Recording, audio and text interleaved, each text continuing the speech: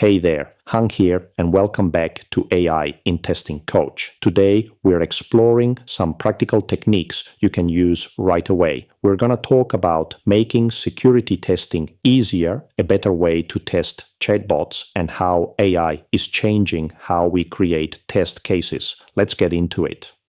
First up is something called red teaming for your LLM applications. This is all about testing for security vulnerabilities. The team behind a tool called PromptFoo just released a framework that makes this super accessible. It covers over 40 different security risks, like prompt injection, leaking private information, or the AI taking actions it shouldn't.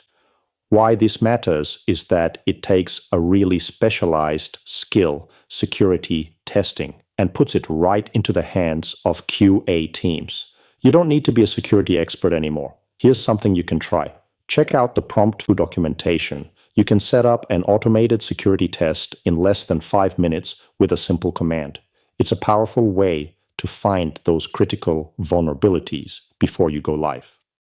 Now let's talk about testing chatbots. If you've ever tested one, you know it's tricky. They don't always give the same answer twice. That's why frameworks like DeepEval and Racer are shifting how we test them. Instead of checking for an exact response, they're now focused on testing multi-turn conversations based on scenarios. This is so much more effective. We can now measure things like, did the chatbot complete the user's goal? Did it remember what was said earlier in the conversation? This shift is huge because it embraces the non-deterministic nature of AI. My suggestion, the next time you're testing a chatbot, don't just write a script. Instead, define a user goal, like book a flight, and test whether the conversation successfully helps the user achieve that goal, no matter which path it takes. Building on that, let's look at how we even create test cases. This is where the QA role is really starting to change. New AI tools can now look at multiple documents at once, your product requirements, your Figma designs, even the code itself, and generate a full set of test cases from them. Tools like Quash's Megumi agent are showing they can create really context-aware tests this way. This is a fundamental shift for us.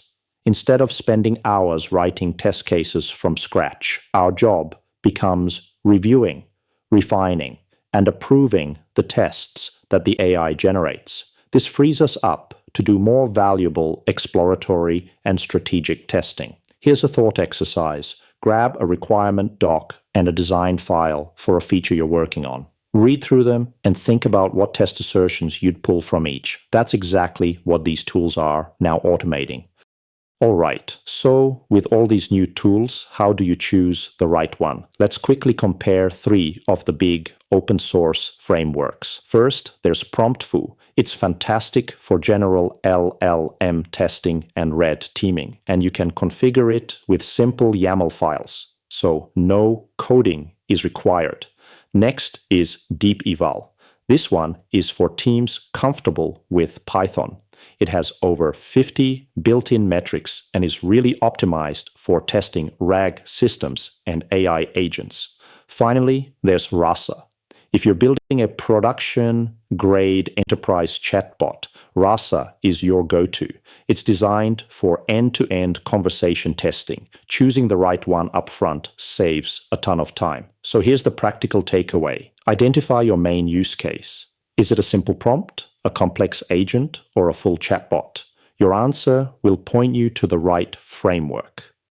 Here's my challenge for you this week. I want you to get a feel for automated security testing. Open up your computer's terminal and run this command. npx promptfoo at latest red team init. That's npx promptfoo at latest red team init. This will generate your very first automated security test suite.